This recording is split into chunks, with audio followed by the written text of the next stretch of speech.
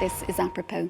Well, it's increasingly making its way into schoolyards, workplaces and intimate relationships. The UN has recently warned about the dangers of online misogyny, specifically in relation to the so-called Manosphere, a network of communities that claim to address men's struggles but often promote harmful advice and attitudes, as well as false narratives about gender equality. The trend comes amid global studies suggesting that younger men are becoming more conservative and younger women more liberal. Selena Sykes takes a closer look. Its portrayal of incel culture and toxic masculinity sent shockwaves. He's only a kid! Dad, I haven't done anything! In the Netflix series Adolescence, 13-year-old Jamie is arrested on suspicion of murdering his female classmate. As police continue their investigation, a troubling link between him being bullied at school and incel culture comes to light. A fictional tale steeped in reality. I was reading about an incident and I'd seen an incident on the telly, again, where there was like quite a few young boys who stabbed young girls and taken their life. And if I'm really honest with you, it hurt my heart. Do you know what I mean? And it instantly made me think, what's going on with society where this kind of thing's happening? Increasingly disenfranchised boys and young men drawn to the Manosphere. 80% of women are attracted to 20% of men. You must trick them because you'll never get them in a normal way. Including influencers such as self-proclaimed misogynist Andrew Tate and websites and forums promoting toxic masculinity. As studies show, genders are increasingly polarised among younger generations.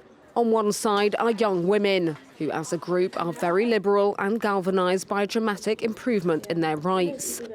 On the other are young men, some of whom feel that rapidly changing gender roles have left them behind socially and economically.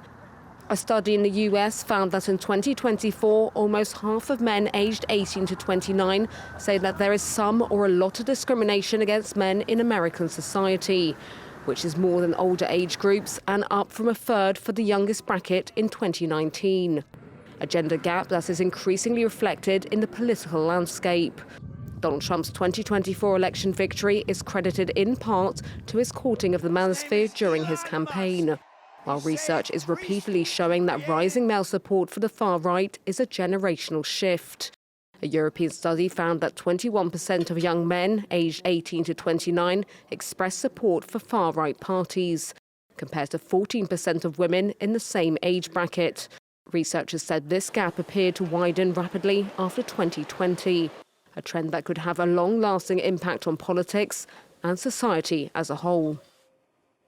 To discuss, we're joined now by sex counsellor Claire Ferrero. You're here in studio with us tonight, Claire. Thanks so much for coming in to us. So you are normally based between Paris and LA, working with clients who might be described as having tendencies associated with incels or involuntary celibates. Absolutely. What are people telling you when they come to see you? What kind of, stories are they presenting to you with? So for those young men, very often they don't feel listened to. They feel like they are kind of discriminated and like left apart when it comes to like sexual and also romantic relationships. So a lot of them come with the idea of like being mad at women, like refusing sex to them, like women owe them sex, which is obviously something extremely harmful. So we work together in a way so they can get like a better understanding of relationships and also have like a better idea of like what a healthy relationship should be with a woman. And very often I notice that those men have a lot of they feel like very ashamed of themselves. They have like a huge lack of confidence, and very often they feel very jealous of other men as well. So it's not only like a hate towards women, but also a hate toward themselves. So we work together in order to build confidence and have a healthier relationship to others, but mostly with themselves.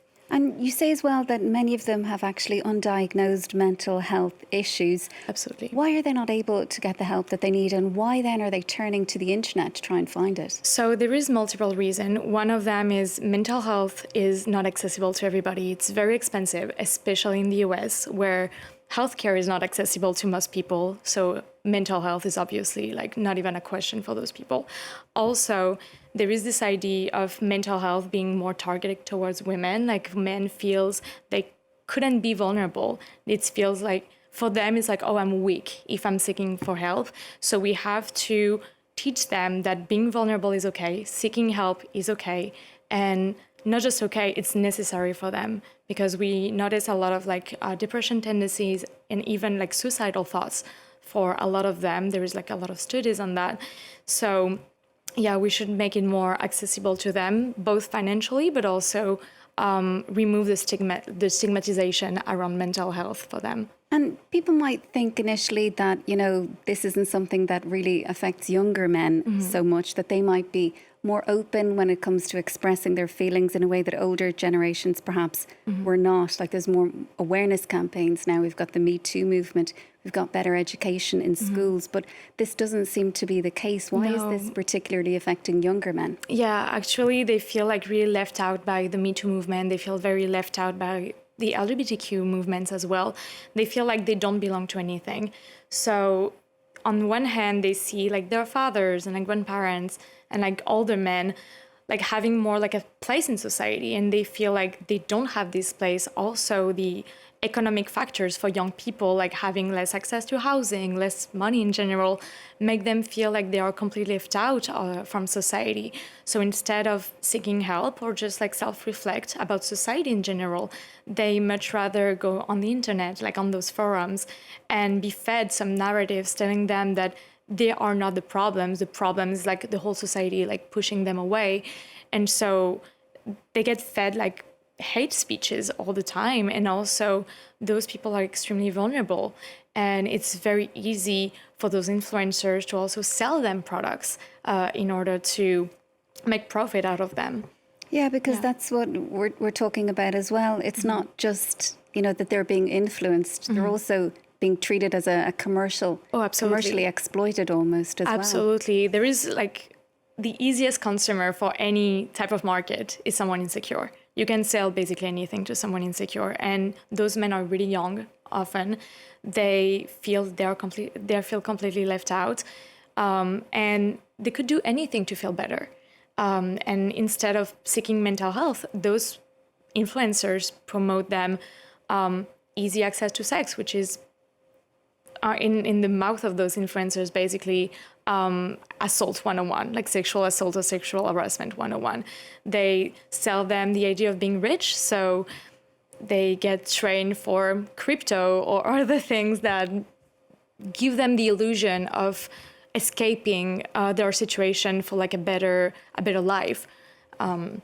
So yeah, this is like a really big scam if we look at it from a broader picture. And what do these kind of websites, we spoke earlier about TikTok, YouTube, Reddit, what should they be actually doing to clamp down on this? Andrew Tate, for example, he's banned from YouTube, but his videos are still available there. Absolutely. So those social media platforms claims to do more moderation, but they actually don't, or they do like very little moderation at the end of the day.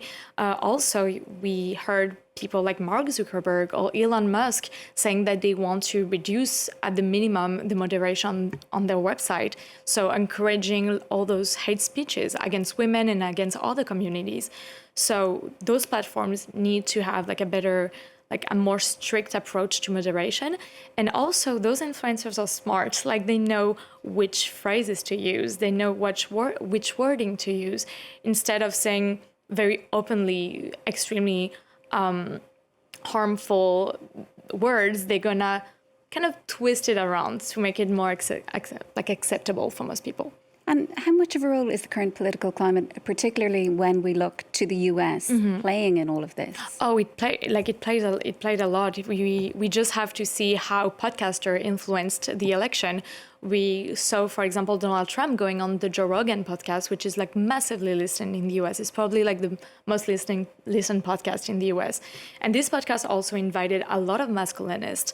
And so the political campaign for the Republicans has been very targeted towards those podcasts that are listened by young men. So it plays like a major role in terms of like voting turns for young men.